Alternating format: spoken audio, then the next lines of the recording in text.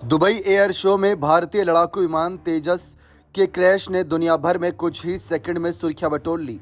सबने आसमान में उड़ता धुआं और आग का गोला देखा, पर सबसे अहम सच वह नहीं था जो दिखाई दिया, बल्कि वह था जिसे समझने की कोशिश किसी ने नहीं की। सोशल मीडिया पर इंजन डिजाइन और टेक्निकल खामियों पर उछाले गए आरोपों ने कहानी को तोड़ मरोड़ दिया, जबकि शुरुआती संकेत स्पष्ट रूप से एक ही दिशा की ओर इशारा करते हैं। वह यह है कि दुर्घटना फ्लाइंग फिजिक्स की सीमा से जुड़े जोखिम का मामला थी, न कि तेजस की तकनीकी विफलता का। एयर शो में लड़ाकू विमानों की उड़ानें किसी आम उड़ान जैसी नहीं होती।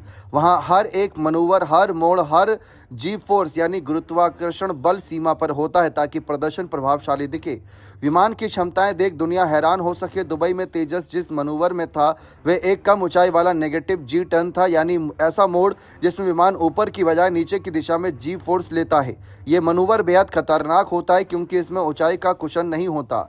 तो इसे आसान भाषा में समझते हैं, जैसे ही विमान नेगेटिव जी मनूवर करके सीधा होने लगता है, उसकी वर्टिकल डिसेंट रेट यानी नीचे गिरने की गति पहले ही खतरनाक स्तर पर होती है। अगर विमान पर्याप्त ऊंचाई पर नहीं होता तो रिकवरी के लिए समय ही नहीं बचता। यही इस हादसे में हुआ। विमान जमीन छूने से पहले इंजेक्शन के कह सकते हैं कि चरण शुरू करने तक समय भी नहीं मिला। यानी इस दुर्घटना में ना तो इंजन ने जवाब दिया, ना डिज़ाइन टूटा, फिजिक्स जीती और इंसानी प्रतिक्रिया का समय हार गया। लेकिन तकनीकी सच्चाइयों की जगह ट्रोल्ड नैरेटिव तेजी से फैलता है। दुर्घटना के धुएं में छटने से पहले ही पड़ोसी देशों को तथाकथित डिफेंस एक्सपर्ट सोशल मीडिया पर रटा रटाया दुष्प्रचार फैलाने लगे कि भारतीय फाइटर जेट सुरक्षित नहीं है, पायलट ट्रेनिंग कमजोर है वगैरह।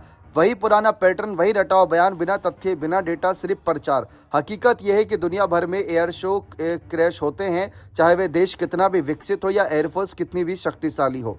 चीन ने भी कह सकते हैं JH-7 और J-10S डेमो फ्लाइट्स में खोए हैं। अमेरिका के ब्लू एजेंस और थंडरबर्ड्स जैसी टीमों ने भी F-18 और F-16 डेमोन्स्ट्रेशन दुर्घटना में पायलट खोए हैं।